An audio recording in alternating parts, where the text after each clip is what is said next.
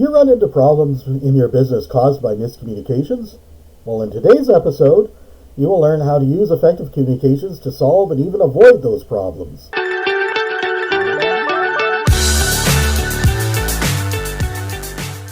Hello and welcome to the Radiant Business Podcast. This is your host, Jason Ross. And for those of you who don't know me yet, I'm a web developer with 11 and a half years of experience, specializing in high conversion, SEO optimized websites for small to medium businesses. Joining me today is our co-host, Samantha. Hello, everyone. I'm Samantha, and I'm a co-host on this new season of the podcast. I'm part of Jason's team doing sales outreach, and I'm also a student.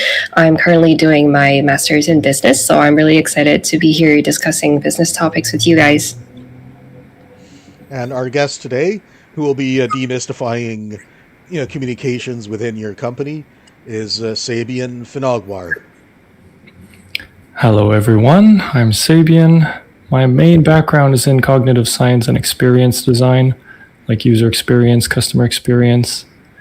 And I mainly focus on the journey that people go through when meeting someone, when doing business with them, and when maintaining and growing a relationship. So these are all very important things, from customers to employees. And that's my passion too.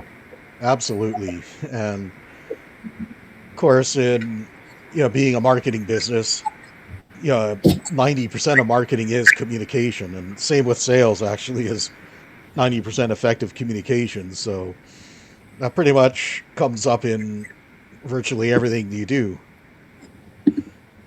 Oh yeah, so they're just different channels of expressing that communication. Exactly, with different intended goals and outcomes. Exactly, so, different audiences. Yeah, so why don't you start with talking about some of the basics of what you do with businesses to help them with, creating more effective communication within their business, and kind of what your core concepts are that you work with. Sure. Yeah, so one of the recent businesses I was working with, they wanted to bring already trained nurses from the Philippines into Canada so that they can join the healthcare workforce in Canada. And there's a few hurdles that they need to come through to get here, which is, for one, the Philippine and BC healthcare standards are different.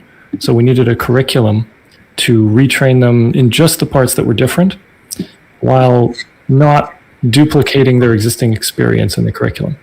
So that took a very long time, because curriculum development is not simple. But we had doctors, we had nurses, and educational consultants, and all this kind of get in there. And the second hurdle was their transition to Canada physically, because getting a visa has not been easy these days, and all this kind of stuff. We had to come up with a pathway so that when they take the course, they can actually get to Canada to make use of what they just learned. And the third hurdle was, once they get to Canada, how can they make sure that they're actually employed in the healthcare industry and not just wandering around looking for work like a lot of immigrants? So we set up a roster of potential clients, and then a roster of alumni or graduates, so that we would match them ahead of time, and then they would only come to Canada once they've been matched. Right. So they would have a higher chance of maintaining employment here, because our roster would have backups for them and all that kind of stuff. Yeah, not to mention overcoming that difficulty of having someone who's coming over who's let's say, an expert medical doctor, nurse, physician, then they end up coming over here and working, flipping burgers or bussing tables or something that's way outside of what they're trained for. I've seen a lot of engineers, particularly the one from Australia, who was forced to retake engineering here because they didn't recognize his degree. Yeah. All that kind of stuff. It's crazy. Yeah. So that was one aspect. And even within that, I developed the cultural awareness part of that curriculum. So the body language and communication differences between Philippine English and Canadian BC culture, like this kind of stuff. Because in Philippines, they have this habit of sort of using their lips to point at things, or like maybe using their fingers to point at people. And in Canada, it's not quite comfortable for people to see that. So it's just letting them know what people might expect with certain communication and how to adjust to that. Yeah, certainly there, cultural differences can be a huge gap for people to overcome. And I mean, even though I haven't been to a foreign land myself, you can't live in, Canada without meeting lots of people who have recently come from, from a very different culture, different language, different part of the world, different everything. Well, that's the thing about communication. You don't have to go to another country. You just talk to another person. They had a whole different life. So even when you talk to them in the same language, they're going to understand certain things differently than you do. So Absolutely. Right next door, already another culture. Yeah. Another one of the major parts of that company that I helped with was the go-to-market strategy, which is like defining their ideal persona, which people are the ideal students, how much money they're going to have, how they can access money if they don't have their money right away, and if that's sustainable for them, all that kind of stuff. Yeah. And we came up with ideas of like where they would hang out, like after work, during work, if it's appropriate to approach them during work, what online spaces they hang out in, is typically Facebook in the Philippines. So that kind of stuff is like where to find the customers, students. And we did that on both sides, from the students in the Philippines to the clients in Canada. So where they hang out, where they're likely to be, and how it would be appropriate to approach them in those places. Right, and of course that's basically where you're getting into your standard lead generation strategies there. Yeah, that's one method of lead sourcing. Yeah. And how you introduce yourself to those leads in those places is part of the communication side.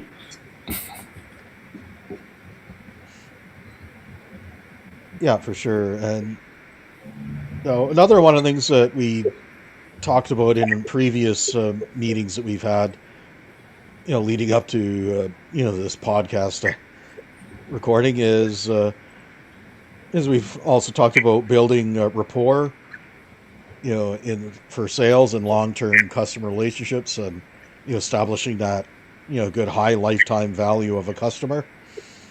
Oh yeah. Can you talk a bit about how it is that you go about doing that and helping the clients that you work with build that up? Building up with them? Yeah, sure. I mean, the main thing that a lot of people spread around the internet is just keep following up, but it's not just about following up. Following up makes sure that you contribute to a relationship, but how you follow up determines the direction of that relationship, if it's toxic or if it's healthy. So I've seen a lot of emails that just kept pestering me with spam and did not build a happy relationship, that's for sure. Yeah. I remembered them to avoid them. So how you follow up makes all the difference. And it's like how I do it is I check in not from a salesy point of view, but from a human point of view, where although I reached out to them with the eventual or subliminal goal of maybe working with them, I follow up with what they're doing, what their goals are, and how much progress they're making towards their goals.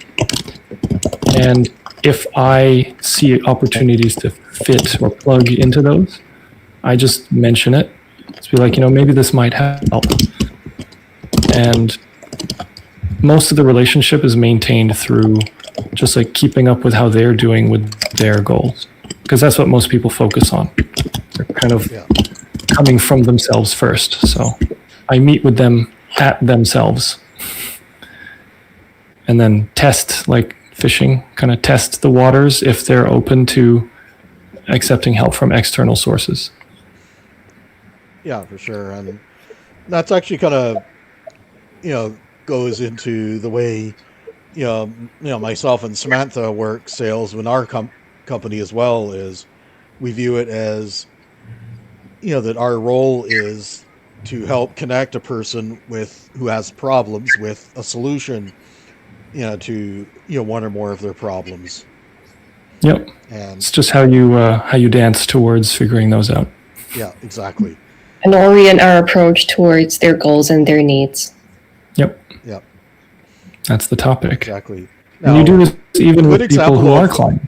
Yeah, a good example actually of what you talked about, the wrong and the spammy way of selling, is actually this morning I opened up my inbox and saw, an email of somebody who is trying to sell me SEO services and promising to get me to number 1 on Google.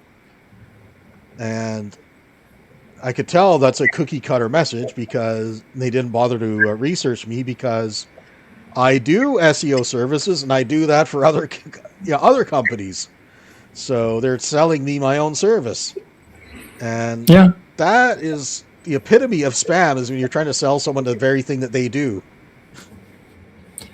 Yeah, here, have this thing you don't need. It's just like all over the place. And it's a dead giveaway if they don't even say your name.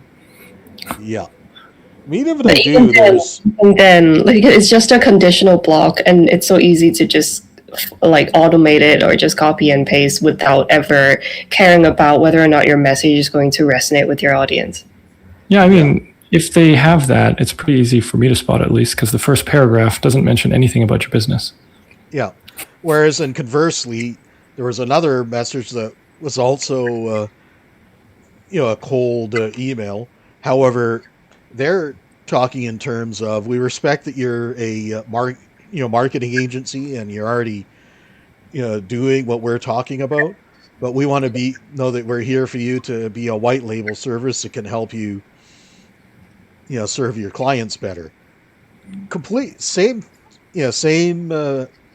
end goal they have there, but completely different approach, because they're tailing their message to their audience. Whether it was a mass message, cookie cutter message or not, they at least took the time to research their audience and match their message to different audiences. Well, yeah, they're actually showing they understand who you are, what you do, and how they can add value to you. Yeah, exactly. Yeah. That's the main thing of building rapport. Yeah. Do you understand me? Now, you know what the key difference is the one that's trying to sell an SEO, an SEO service provider, SEO services. That one got marked spam. The other guy who was saying, hey, I can help expand your productive capacity, they got put into my follow-up folder so that so if I ever need them, I can always look them up and start a conversation with them. Yeah, because they've clarified their value, you recognized it, and you saved it for later. Exactly. And then they follow up with you, likely to just remind you they still exist. Yep. That's how you do it. Yeah, I mean, there have been people that I've already had as clients, but we're not doing business at the moment, and we're just keeping up as people with general life stuff, so that I'm in their sphere. The next time work comes in, they think of me first. And it's just like, oh, how's your daughter doing, or how's your dog? Like, your dog went to the vet. Is he okay? And then they're like, yeah, it's fine. Oh yeah, by the way, I'm starting a new project and blah blah blah. And then you're just in their sphere, connecting with them as a person. Exactly, and that was something that when I was doing the very same job Samantha's doing now, that was one of the things that I quickly learned to do, is make sure you're listening to the other person, respond to what they're saying, and show that you're listening, paying attention, and care. And I actually had contacts that previous people at that company had reached out to that had bad interactions with that person. And when I finally spoke with that same person, who was very short-tempered and upset with previous people, and then I spoke with him, and the conversations went completely friendly. And I think a lot of that was the difference in my approach of, being more the one, I care about you. I'm here to help you find the right solutions for you when you need them. Yep. Yeah, because they would rather be listened to than talked at, so it makes sense to take a more personable approach. Yeah, exactly. Plus, Yep. when you're listening to a person, you're learning what their problems or fears or frustrations or concerns are, as well as what their business is, and therefore we're picking up valuable information about how we can help them, whether it's a service that we do in-house that we can directly help them with, or whether it's someone in our network we know that we can refer them to, so that we're spreading goodwill by helping a person solve a problem while at the same time helping one of our referral partners connect with someone that they can be of service to. Oh yeah. And if you want to learn how to build rapport quickly, there's someone named Chris Voss, who's an ex-FBI hostage negotiator, who shows people how to de-escalate frustration and build connection really quickly over like 2-minute phone calls. Yeah. So that kind of stuff is very helpful. He has this thing that he calls the late night FM DJ radio voice. And he's like, when you talk like this, people calm down, their nervous system relaxes, they're not as defensive, and they just are more open, which is the voice I'm doing right now. Which you could also call that your ASM artist voice. It could be, because a lot of salespeople I hear do this desperate pressure pushy voice where they're like the tone of voice that they use and the speed that they talk kind of makes people assume that they're trying to get away with something. Yeah, and it's used car salesman. Oh yeah, and how's your dog? Okay, and yeah. So the like that kind of stuff really agitates people.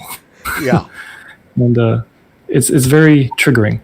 But if you use this calm, I think that's where your voice comes in, Jason. You're like the person you were talking to wasn't irritated because you have that voice.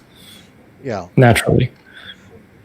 Yeah, I've heard that from a lot of people, that my voice tends to be a naturally calming and relaxing voice.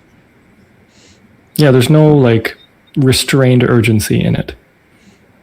Yeah, and in fact, when I've had the most difficulty in sales has been when I've been in situations where I'm financially or otherwise, under the gun, and so I'm in a state of high stress, and that comes through in my voice.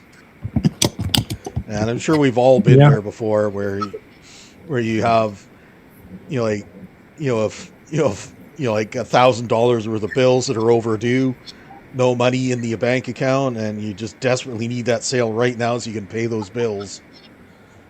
And and there is a communication system I teach that shows people how you can express your stress without making the other person think that they need to do something about it.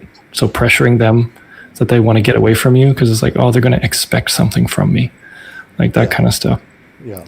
So yeah, there's ways of having stress, sharing it, and having a comfortable conversation all at the same time. Yeah. But it's a whole different branch of the conversation. Yeah, for sure.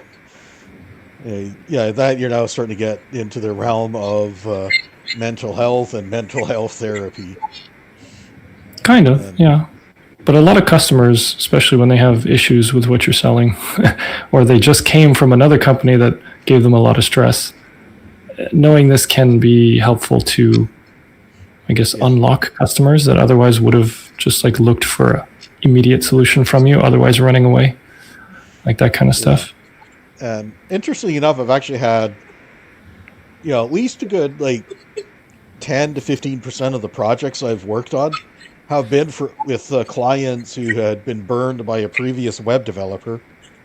Yep. Yeah, they've been left with little or no money, and and I'm coming in there and helping fix the problem that the other person caused before.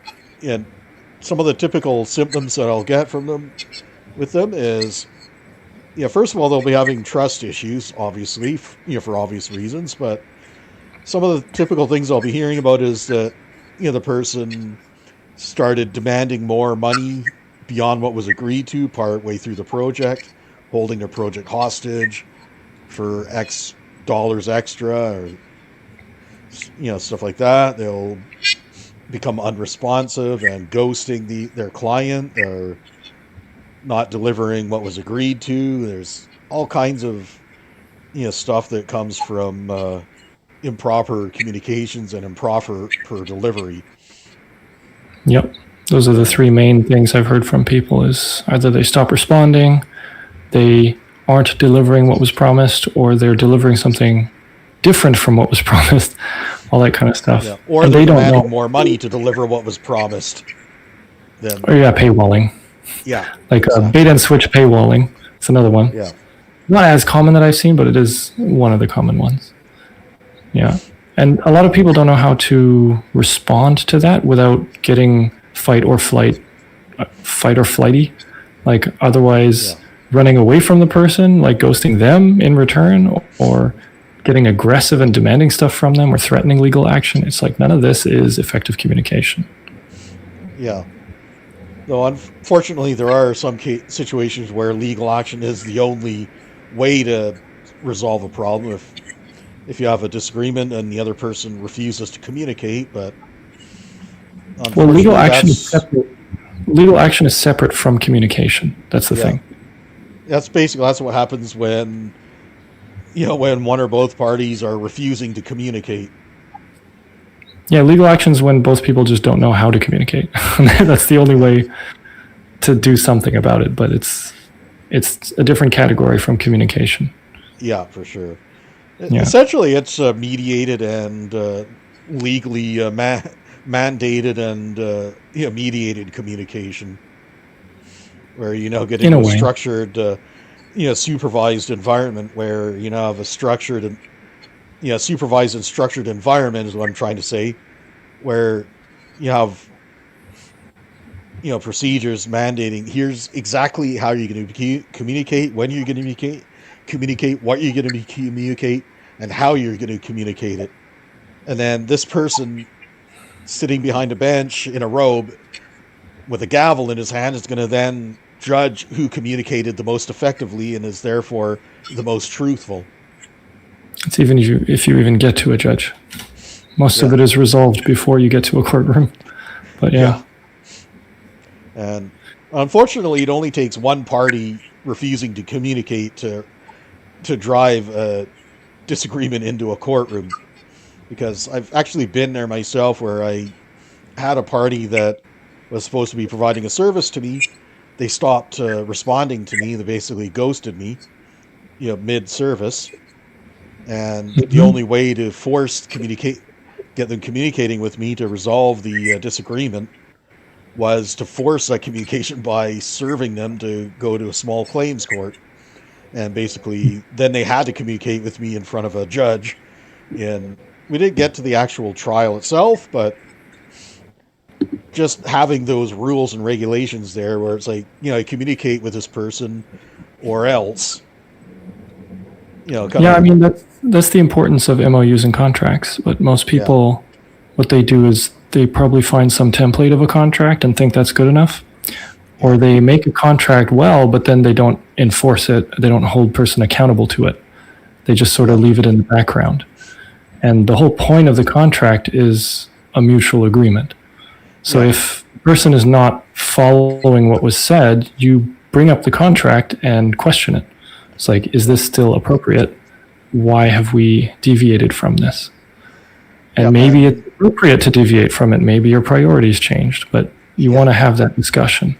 Yeah, for sure. And the way I always use and view contracts is it's documenting the agreement that was made between people at the time the agreement was made.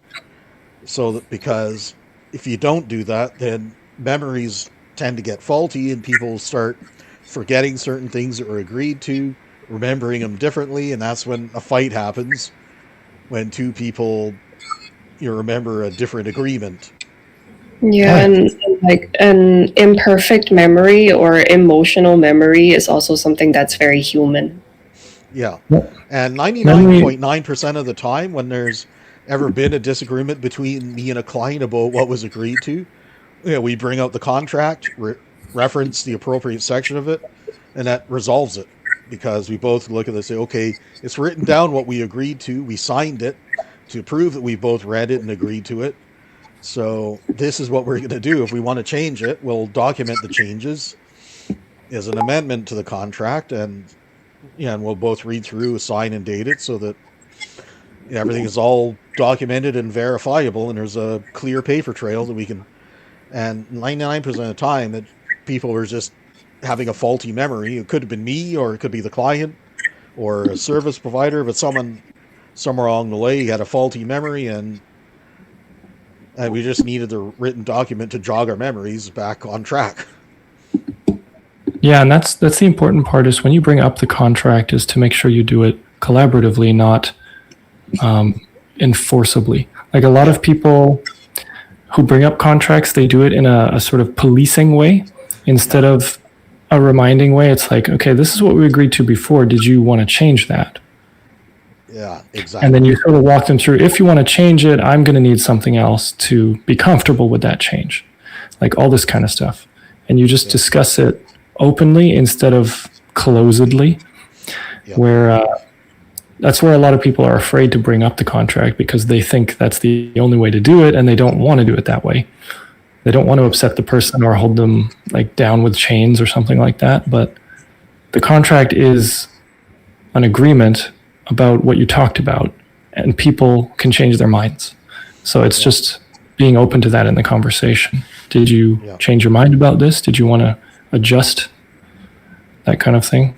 And then you can talk about the contract to hold people accountable and collaborate with them on whether or not things have changed.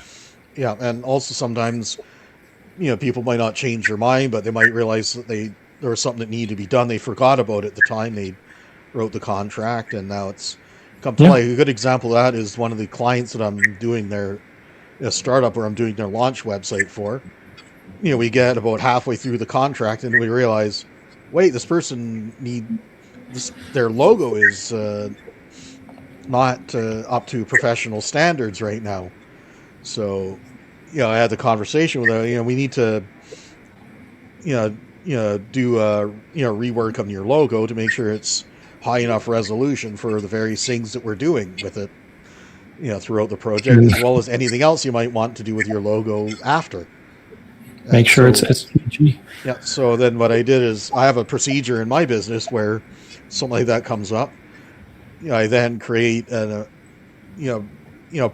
I call a proposal modification document, where I document all the changes, how it's going to affect the timeline and the pricing of the project, as well as if there's anything that's being taken out, identify what's being taken out, what's being added, what's being replaced.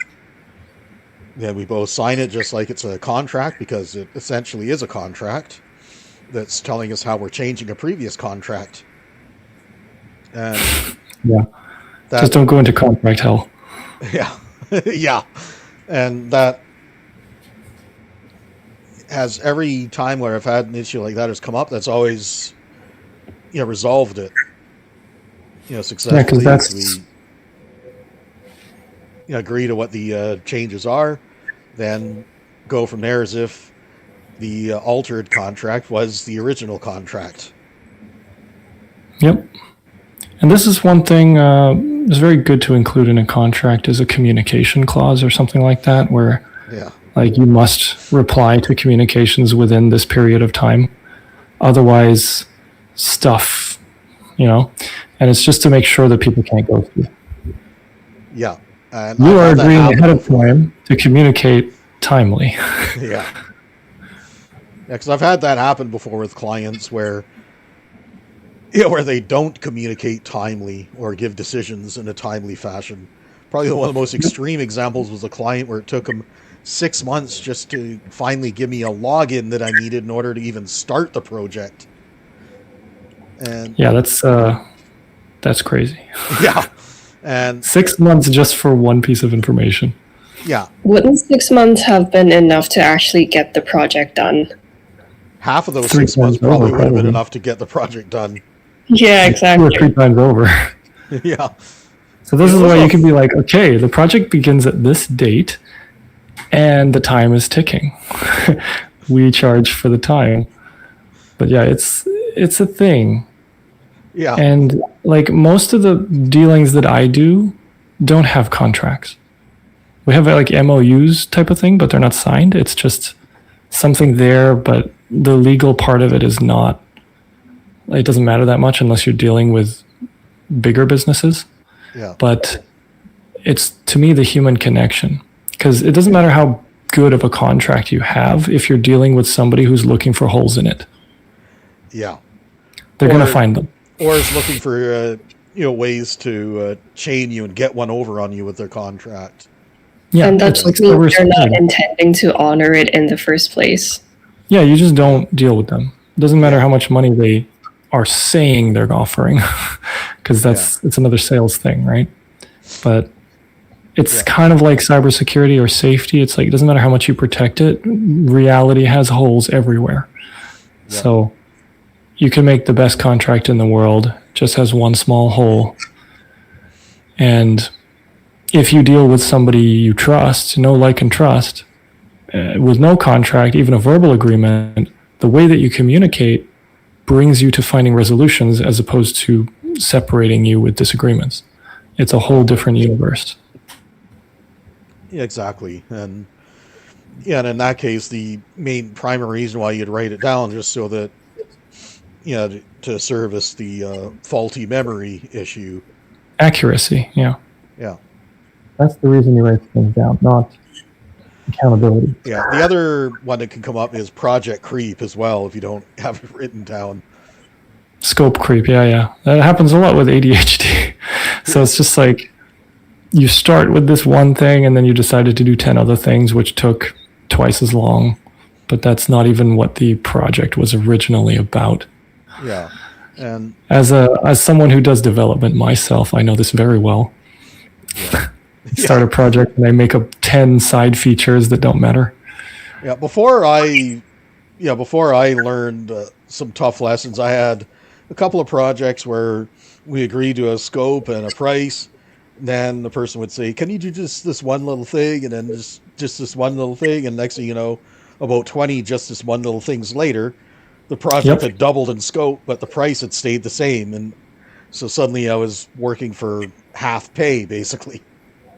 Yeah, that's where you use I call it a deferred list, or the pile of things in the next iteration. And then you just accumulate the cost of that next iteration with a new proposal or evaluation of complexity, whatever you want to do with it. Yeah. And then it's like, okay, with this, it's going to probably take that much more time, which will cost that much more. Is that worth it to you? And then you get them to think about everything has a price, and it's not, I can get a bunch of new free stuff just because we're working together already. And they would have to prioritize. You would show them the value of the things they're asking for has to be paid. And then they think about if it's actually worth doing, and they actually manage their own project better. Exactly. And in fact, that experience was where I developed that system I was talking before of the project modification document. Was from that experience, and it looked like, okay, that I do not want to appreciate that again, because that was development hell. How can I prevent that? And they came up with a policy that once we've agreed to a project, we hold to it. If we want to change it, we have to document the changes and make sure that the value of those changes are reflected in, and the extra time and expense it's costing me is reflected in, revised pricing to cover that. Yep, project management. Exactly. You don't define a project once and that's it. Right? Yep. And you can manage it. Yeah, and on that note, another core part of project management is internal communications, which is another one of the things that we have talked about in the past that I think is hugely important to bring up here. Like team communication or cross silo communication? What do you mean internal? I would say internal communication that helps to build your organization's team. Okay, so team communication. Yes. Because to me, internal communication can mean anything from how HR communicates company requirements to how a leader talks to their team members. But you mean team communication. Okay. Yes. Yeah, like a lot of people neglect the communication part of leading a team. Like they focus too much on the tasks and the project as opposed to the people helping on the project. And it often ends up being a do this, do that, don't do this, don't do that type of communication. Or why didn't you do this? Or is this done yet? And that's not really communication. That's sort of command and control. And it's neglecting all the aspects of the person who's helping you, except for their capacity to do work or something. And when I bring things up, let's say I've asked, requested, or assigned someone to do something, and they haven't done it within a week or whatever timeline we agreed to. We agreed to a timeline, first of all. And if they haven't done it, I just check in and say, hey, how's this project going, or how's this task going? I remember we talked about it being finished here. Did anything happen that stopped you or that got in the way? Like, do you have any blockers in the agile sort of way? Yeah. And I just listen to what they're saying, and I listen to it with the intent of clearing away any problems they might have, instead of looking for reasons to blame them for not doing it yet. Yeah. And if I do that, it's like I'm working with you. Something is stopping you. What is it? We're on the same team. Something out there is blocking you from finishing this. And even if it's something in here, like they have ADHD or they're distracted or something like that, then I would like offer them tools, project management things, checklists, like ways to manage focus, because I do coaching too. There's ways to offer them stuff that is collaborative instead of just saying, well, just do it, or well, you should do it, or it's your job. Like, that's not effective communication. Yeah, that's not constructive. It's not constructive. It's divisive. Yeah. Yeah. So it's showing a lack of knowing what to do, right? Just do it means I have no idea. Yeah. Right. But if you just said, I have no idea how to help you, it's actually more effective than saying, just do it. Yeah. Because it's showing that you are wanting to help them instead of command them, but you just don't know how to help them. Yeah. And then it just sets up a more collaborative frame of the conversation.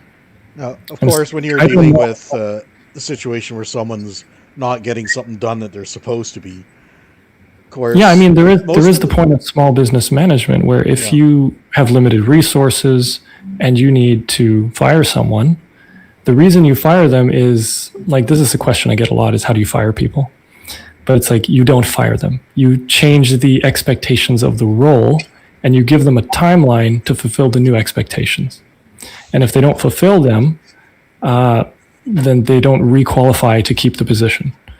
And it's a whole different way of doing it, because it's, instead of you rejecting them, it's saying the company needs this to survive, and we have this much time to get there.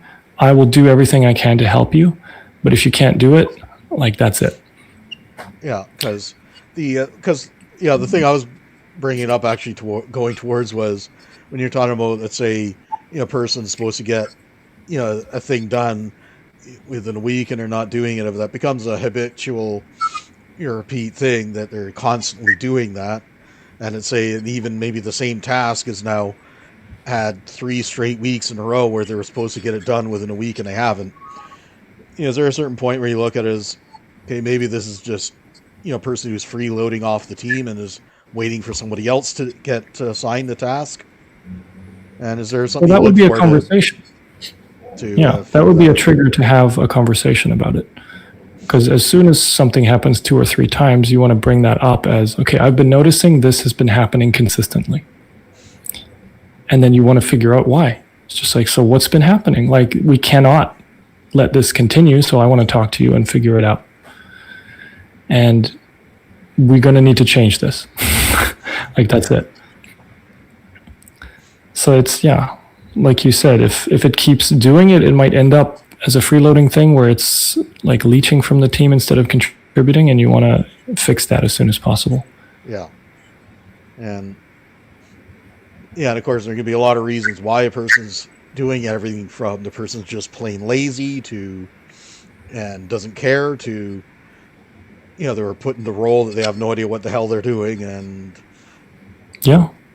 That's another question people ask, is how do I deal with lazy employees? And it's just, I show them that there's no such thing as a lazy employee. It's more like, when people are lazy, it means they either don't know what to do or they don't see the value in doing it.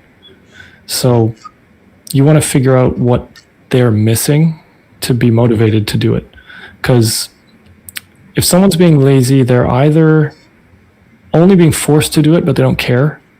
And that means whatever they're doing, you haven't tied it into their rewards. Yeah. And I think this happens with a lot of people because they get paid for time instead of for achievement. Yeah. At least this happens for me, is I have a very difficult time getting paid for time because it's not tied to stuff I accomplish.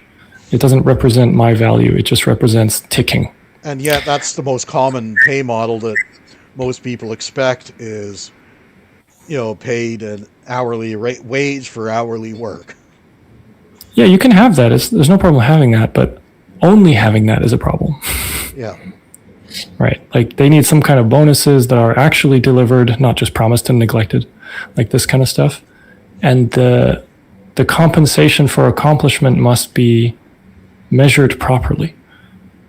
Yeah, or at least, like, even if it's not, because some things are difficult to measure, you can just put it in a category and say, for all the work you've done intangibly, I want to give you something. Even if it's a little thing, something's better than nothing. Yeah.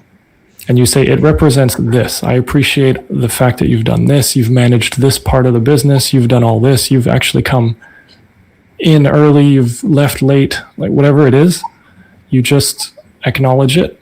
Give them a little something, $200 gift card. I don't know, but something. Yeah. And that can make a huge difference for most people. Yeah, absolutely.